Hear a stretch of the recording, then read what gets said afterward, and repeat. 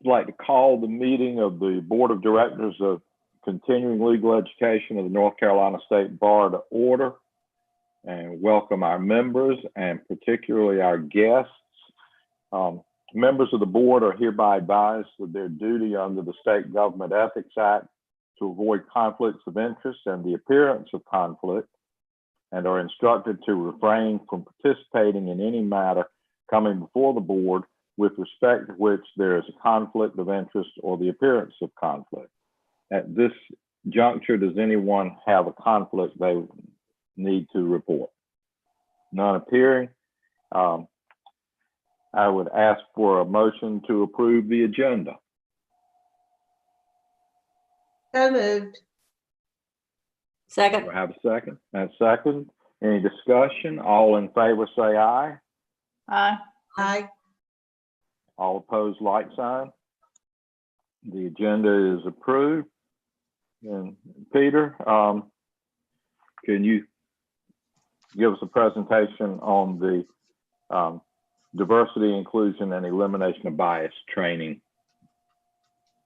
Yes. So the first rule that I've provided to you, proposed rule, is the amendment to the 1.1501, the scope, purpose, and definitions in the CLE rules, that would create a new definition of diversity, inclusion, and elimination of bias training. This proposal was shared with you last week. This is a proposal that's coming as a recommendation from the subcommittee, diversity and inclusion CLE subcommittee that drafted this proposed definition. It is a definition that takes from some definitions that have been passed in other states, that includes elimination of bias towards persons based on race, sex, national origin, religion, age, disability, sexual orientation, gender identity, marital status, or socioeconomic status. Programs may focus on implicit and explicit bias, equal access to justice, serving a diverse population, diversity and inclusion initiatives in the legal profession, and sensitivity to cultural and other differences, among other things, when interacting with clients, judges, jurors, litigants, attorneys, court personnel, and members of the public. This would just create that definition.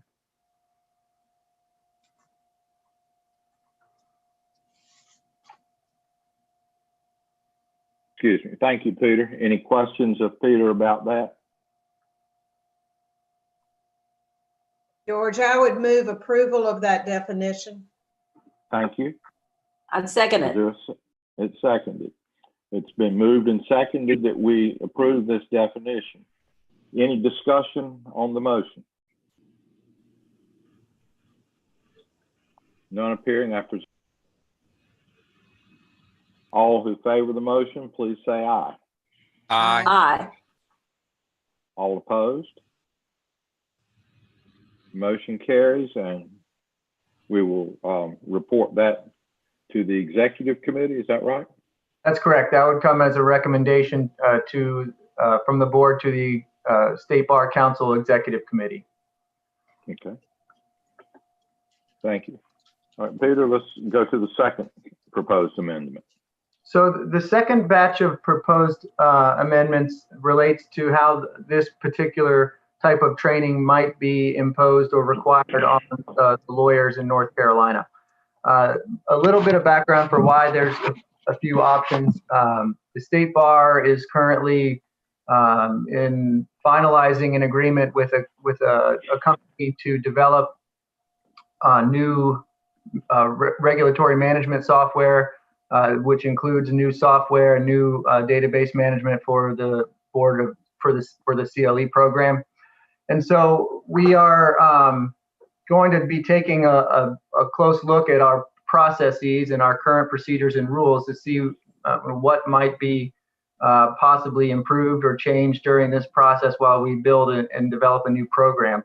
So we're just a little bit unsure what may come of it. And so I wanted, and since this board was at our last meeting was interested in some potential options for how this rule might be imposed, I did create 3 different options and sent them out to you. The first, and I'll share them now so we can take a look at them.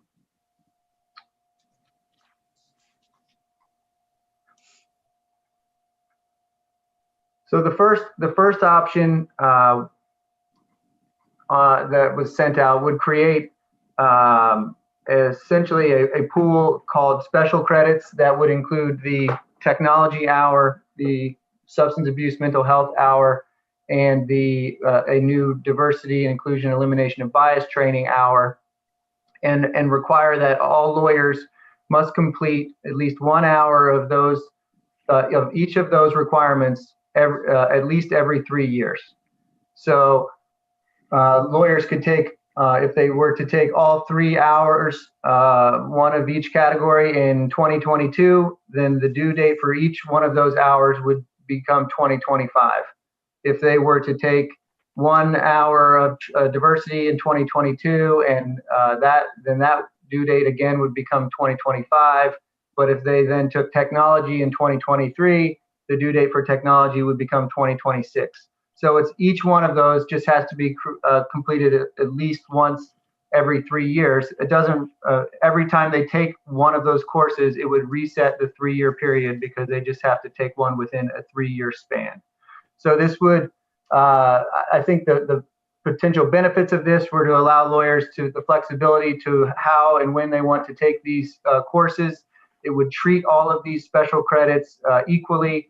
It would, currently technology is required to be taken once a year. So this would weaken the technology requirement to being once every 3 years, but it would put it on the same level as substance abuse, mental health, and a new diversity, inclusion, elimination of bias training. This proposal also includes a temporary rule for 2022 to incorporate the board's desire to have everyone take this diversity training in the first year that it's available. So it would require that all members complete at least 1 hour of this training in 2022. And it would count towards the 1 hour that they have to take within every 3 years. So that's the first proposal. I'm happy to answer any questions about this particular one. Any questions for Peter?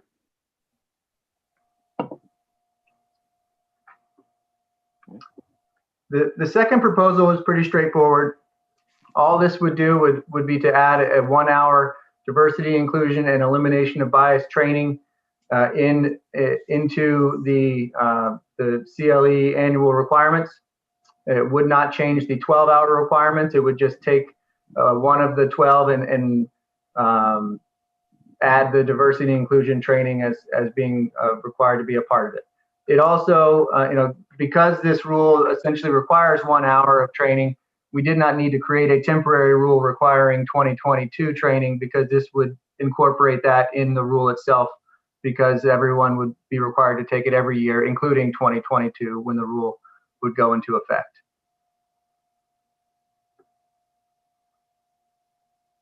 Any questions about the second proposal? Could you scroll back to the first proposal? Sure. Do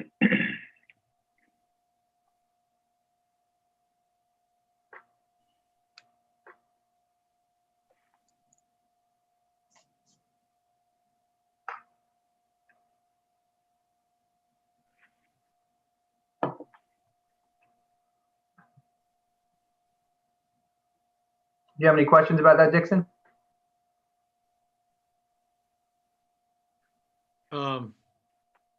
Yes, just we're not saying here that it's just 1 hour. Are we saying 1 hour per year, or are we saying 3 hours per every 3 years, as we earlier discussed? For this proposal right here, it is 1 hour every 3 years. So it would not hit the CLE, the subcommittee's recommendation that it hits an average of 1 every year. This wouldn't satisfy the subcommittee's recommendation. This is a separate proposal that would create essentially you have 3 years to take all of your special credits. You have a 3-year period to take 1 credit in each of your special credit categories. All right, so what was the origin of moving off of the 1 hour every year? Well, this would the the benefits to this would be we're not taking up more of the lawyer's general credits with new specific requirements. It would tend to treat these categories equally, give the lawyer some flexibility on when they might want to take the courses. But you're right. I mean, it's not. There is, if in the long run that we move to a longer reporting period, which is not something that we are prepared to propose today, then you could increase the number of hours required within that longer reporting period. That's this was just a proposal that would try to alleviate some concerns about taking up everybody's annual hours with specified requirements, and also find a way to make this a regular recurring requirement.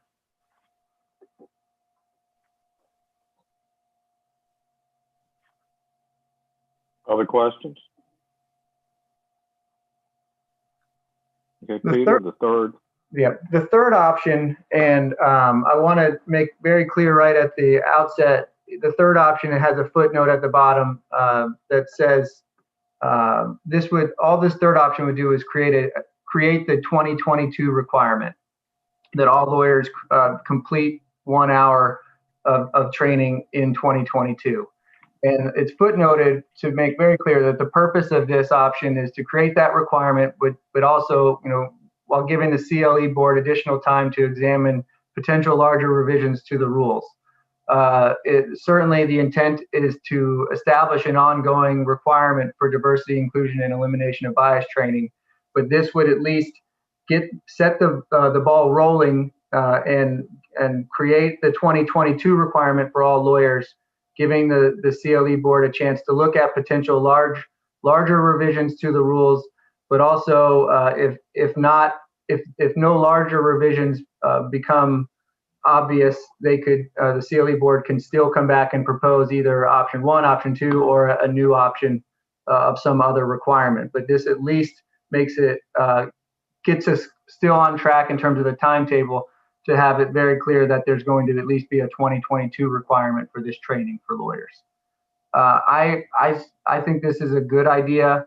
I hate to keep kicking the can down the road, but we haven't had our real kickoff development meetings with this company yet. So we need to know what is possible before we can start looking at bigger rule revisions. This would allow us to do that, since those meetings will take place later this month and in November. So early 2021, whether we have a January meeting or an early spring meeting, we'll have a very good idea of what our program can and can't do, and still be on track in terms of timetable to have a rule in place that would cover lawyers for 2023 and going forward.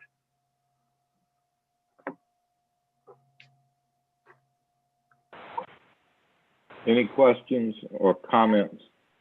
Any questions about the third option? This is Marissa, and in response to the third option, sorry I'm on the phone instead of on video. The third option really would give a lot of flexibility while still providing the CLE board the ability to make sure that the people get training. That just makes a lot of sense while we're in the process of new software. That's the goal, is to try to give us flexibility. As much as you want to just decide and make a decision how things are going to work, I think it would be in our best interest to see what possibilities are going to be, what's going to be possible with this new software and new database before we make any decisions that will have long-term effects. Any other questions of Peter at this point? When do you expect to be evaluating whether going to a longer reporting period is going to be doable with the new software? The timetable for our software, I was looking at it today in terms of what our agreement would show.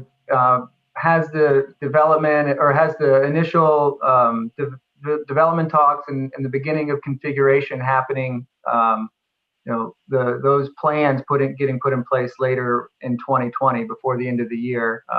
The goal being that this database would be completed by April, May, or June of 2021. So I think that we would have a really good idea on what's possible and what we could propose. And even the other advantage is we'll have a good idea on how quickly changes could be made in the future. So even if we don't want to make changes, we will have be more comfortable with the fact that we can consider a change to the reporting period or change to the fee structure down the road, and know that it can be implemented in a timely manner. So those are just the things we're hoping to learn.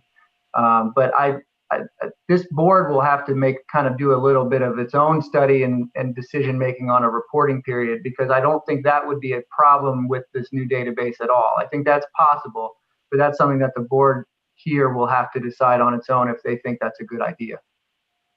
And I think we could come back in January and have that discussion. Well, on this particular training we're talking about, I was very sympathetic and impressed with Jim Drennan's comments about the advantages of a longer session rather than the 1 hour session. I mean, through this requirement, we can't solve all of society's, or even our part of society's, problems in this area, but it did sound like he had a lot of experience and had, with this kind of training, and had formed a real clear view that a longer session than a 1 hour session could be much more meaningful. I don't know. I'd hate to.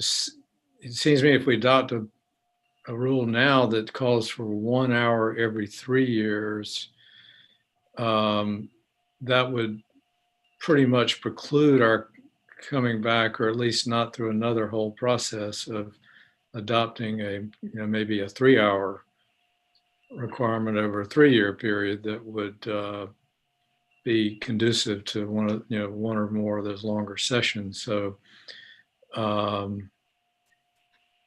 And I don't want to make this unduly complicated, and apologize if I missed a memo somewhere along the way here, but I guess I'm wondering whether we could adopt this rule and maybe apply it only to 2022, subject to further decision or something along those lines. Well, I think that would be what option 3 would be. The fact that it is only related to 2022 kind of requires us to go and create a new rule, because if we didn't create anything, then it would just dissolve. There wouldn't be any requirements going forward. So I think creating a temporary 2022 rule really puts the onus back on the board to come up with a solution for a longer term. Okay, so you got my message on that. Peter. Yes. With the temporary rule, would that require to be published or anything like that? Yes. Yeah. Oh, gosh. It still has to go through the entire process and be published, adopted, and approved by the Supreme Court. Yeah. Wow. Okay. So, I mean, and there's advantage to that, Bert. I think just the membership, needs to know this, and if it, certainly will help us gauge, where the membership is, and let the council kind of see, if this is the way that the council wants to move. And certainly we can propose this, but if the State Bar Council doesn't adopt it, then it's not going anywhere.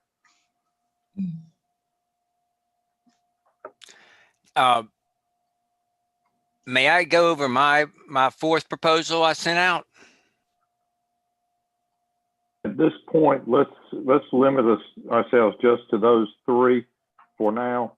Does anyone have any further questions for Peter?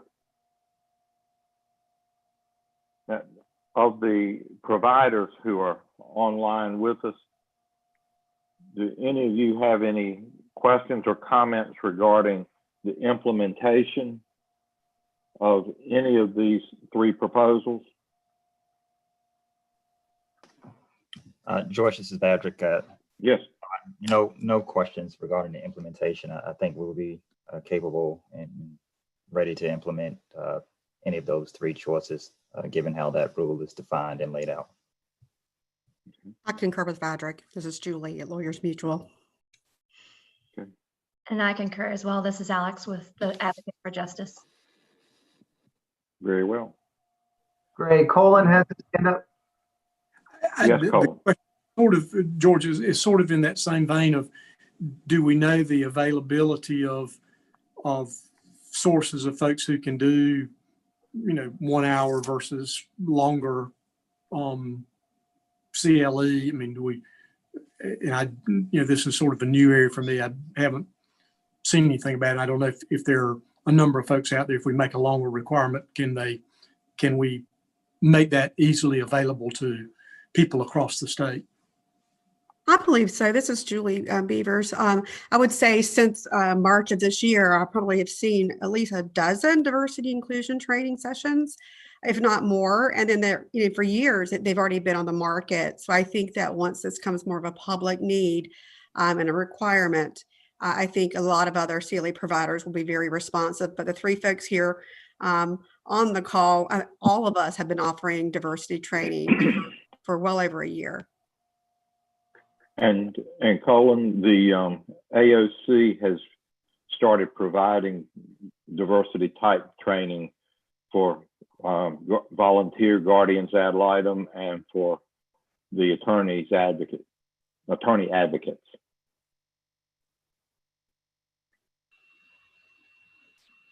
Any other? Colin, at one of the, I believe it was at one of the subcommittee meetings, there was, I pulled from our course offerings the types of courses that would qualify for a rule like this, and there are already dozens, if not over 100 courses that already would fit this requirement that are available now. So I think that I don't think we're going to run into a shortage, even if the board at some point decides to make this a longer hour requirement. Okay, good. That was just my concern, that we could make it available, and particularly online for folks that are not in one of the population centers.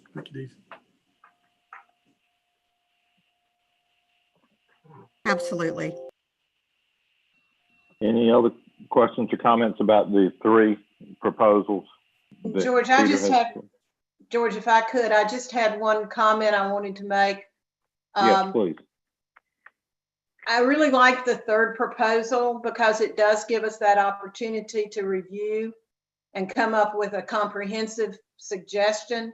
I'm thinking particularly of the fact that in the past, the bar has counted these types of classes as an ethics, meeting the ethics requirement. And that would enable us to look at the ethics requirement in conjunction with this requirement to make a determination how we want to relate those and all of the other specialty requirements. Thank you, Judge. Judge Keever touches on a really important part of this process that's going to happen. It's not just coming up with what rules, what courses make up the 12 hours or how many hours we have. We have all of these other things about carryover and how can you carry over requirement, what requirements can you carry over, what requirements filter down to fill up other requirements. If, like, let's say you've already done your two ethics hours and then you take an ethics course, it applies to general. But what if you've already done your substance abuse? Does that then, and you take a second hour, does that filter down to ethics, and does that filter down to general? And we're going to have all those discussions to kind of figure that out. And some of that stuff can be made as a policy decision at the state bar, level internally, but it certainly would be good to run that through the board and have those discussions at a later date. I have something I'd like to add. Yes, Becca. Frankly, while I know it was called kick the can down the road option, I rather like it for the reasons that Judge Keever set forth. But another reason I like it is because we're being proactive. I mean, it's not like it's reactive, but I think we're at least doing something substantive and meaningful. It may not be as much as we'd like to do, but it's a good start, and it's better than, frankly, I think option one, which frankly I had to read 6 times before I really understood what it meant. And I thought, I don't want to have to keep up with that. And so that's just my 2 cents. Thank you. All right, Bert, would you like to, go ahead, I'm sorry. I was just going to chime in and say I like the third option as well, but for a different reason that no one will sit here and say, and that is any of these CLE requirements we add, regardless of what they are, they're just unpopular, and we get a lot of grumbling from the bar with regard to them. If it was a course on sponge fishing in the Gulf of Mexico, there'd be a great outcry. It doesn't really matter what it is. And I think this is something we just need to be very deliberate about. And I think that third option gives us the best options in that regard. Any other comment? Bert, would you like to propose a 4th option? Actually, I do not, Mr. Chair. I think if you have read my email, I think everyone knows how I feel about this. Mr. Chair, I just wanted to let you know, I didn't know anything about the subcommittee meetings earlier this summer. So maybe that was the time for me to express my opinion about that as a guest. I also wanted to agree with Mr. Wilson as well as Judge Keever in the sense of option 3. And that's the reason why I will not go over option 4, because that would be the more appropriate time. But remember, and I just remember this, ladies and gentlemen, I fight, and I hate to put them in shoes, but my folks fight in the trenches with this every single day. But I still have to remember that this is continuing legal education. And so we've got to be we need a temper about what is good for the individual and for the soul and what's for the profession. With that said, I'm in strong favor of this training. I just, I have to agree with, well, I don't have to, I want to agree with Mr. Wilson and Judge Keever, and that will be the more appropriate time. So I'm all in favor of option 3, and thank you very much, Mr. Chair. Thank you. All right, do I have a motion as to any of the 3 proposals? I make a motion that we adopt option 3. And I'll second that. Thank you. It's been moved and seconded. Any further discussion?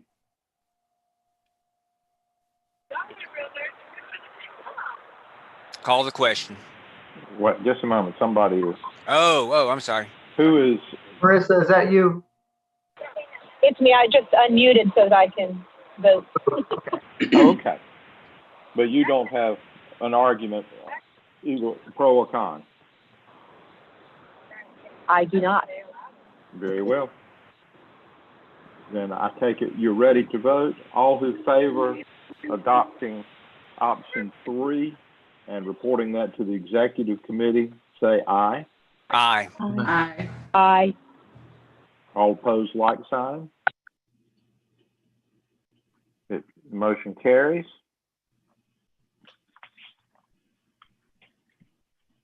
Peter, anything else on the diversity and inclusion and elimination of bias?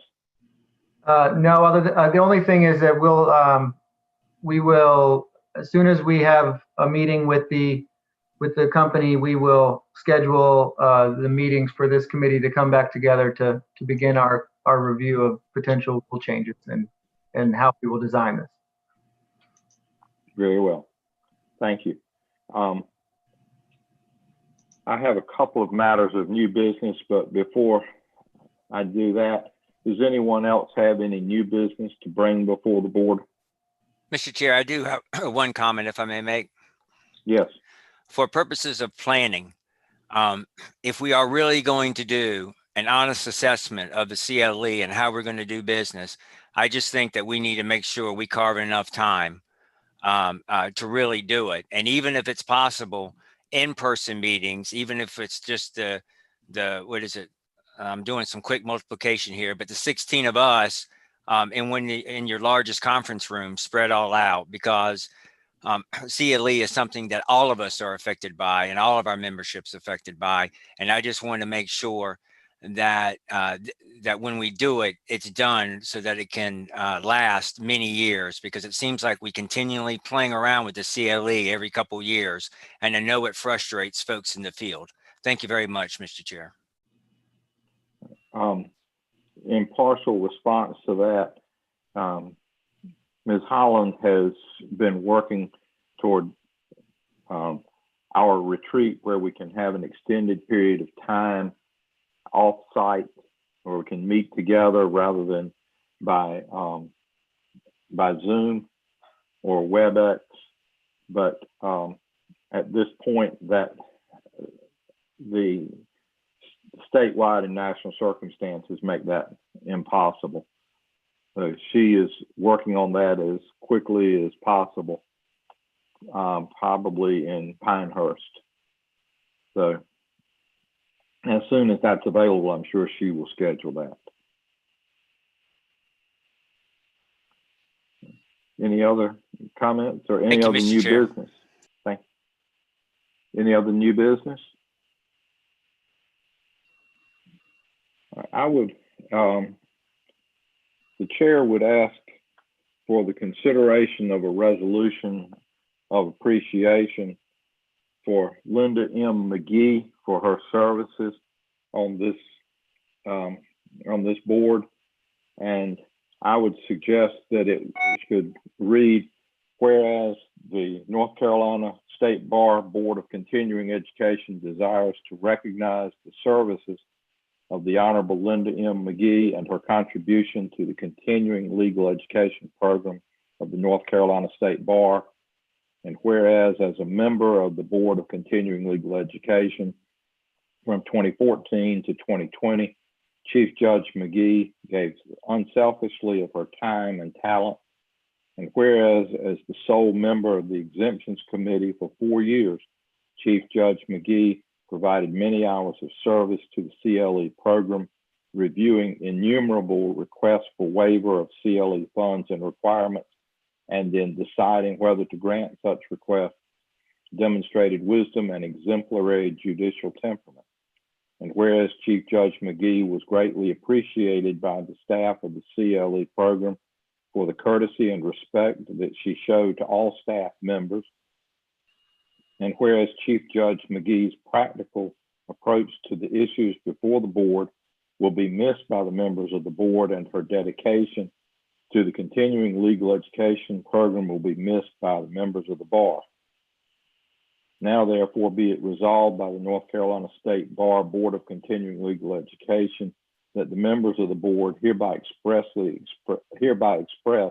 their appreciation and gratitude to Chief Judge Linda M. McGee for her outstanding devotion and service to the North Carolina State Bar Board of Continuing Legal Education. I would ask if someone feels an interest in doing so, that we have a motion to adopt this resolution. Mr. Chair, I pale in comparison to Judge McGee, but I make so motion. I couldn't get unmuted or I would have made that. I was desperately trying to get in there, so I'll second it. Very well. It's been moved and seconded. I beg pardon? This is one I must abstain from because I have some true personal interest in this wonderful opportunity that everybody's given me. Oh, I will reluctantly recognize that potential conflict of interest. Is there any further discussion? None appearing. All who favor the resolution say aye. Aye. Yay. Aye.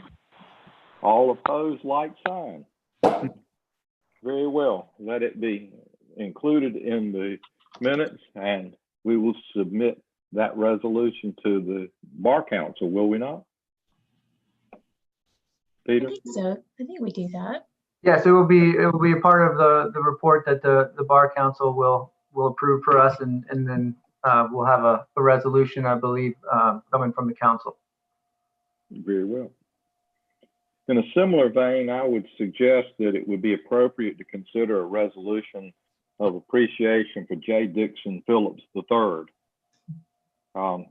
with language saying, whereas the North Carolina State Bar Board of Continuing Legal Education desires to recognize the services of J. Dixon Phillips III and his contribution to the continuing legal education program of the North Carolina State Bar, and whereas as a member of the Board of Continuing Legal Education from 2014 through 2020, Dixon gave unselfishly of his time and talent.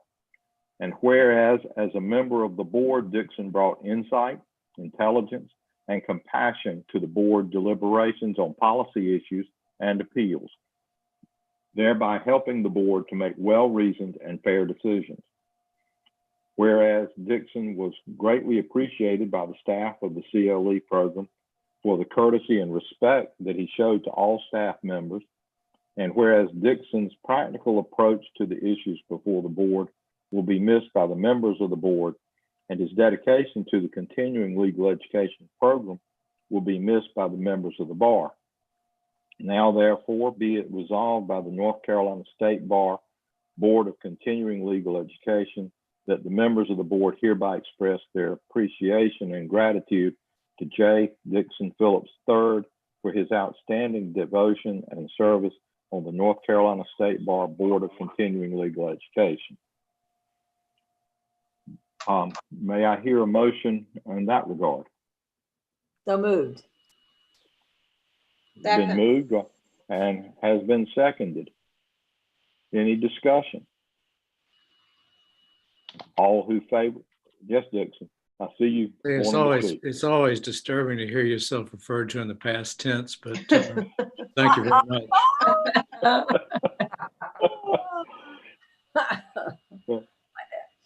All who favor adopting the resolution, please say aye.